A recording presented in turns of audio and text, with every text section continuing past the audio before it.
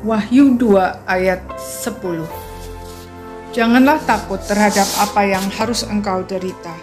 Sesungguhnya iblis akan melemparkan beberapa orang dari antaramu ke dalam penjara, supaya kamu dicobai dan kamu akan beroleh kesusahan selama 10 hari. Hendaklah engkau setia sampai mati, dan aku akan mengaruniakan kepadamu mahkota kehidupan. Penderitaan adalah situasi yang semua orang ingin menghindarinya. Namun kita harus menerima fakta bahwa terkadang mau tidak mau kita harus menghadapinya, karena kita adalah orang berdosa yang tinggal di dunia berdosa. Firman Tuhan jelas berkata bahwa beberapa orang percaya akan dilemparkan ke dalam penjara dan semua orang akan mengalami kesusahan selama 10 hari.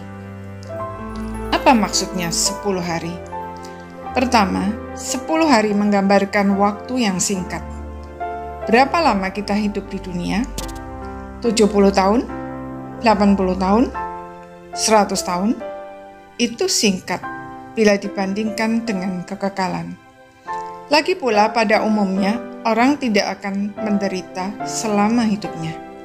Di antara penderitaan, pasti ada saat-saat kita bisa menikmati kegembiraan. Karena itu, mari kita jalani saja hari demi hari dengan iman. Isi dengan hal-hal yang bernilai kekal. Percayalah, suatu saat penderitaan itu pasti berakhir. Seandainya pun bukan di dunia ini, di surga pasti lebih baik. Yang kedua, 10 hari menggambarkan waktu yang terbatas, namun sempurna. Allah membatasi penderitaan sesuai dengan kebutuhan kita masing-masing untuk bertumbuh mencapai kedewasaan penuh.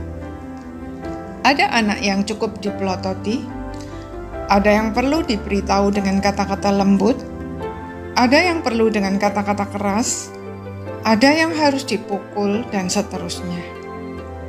Ada orang yang hanya butuh diperingatkan 1 kali, ada yang 2 kali, ada yang harus berkali-kali. Ada yang butuh waktu 1 bulan, ada yang 1 tahun, ada yang 10 tahun, dan seterusnya. Kita termasuk orang yang bagaimana?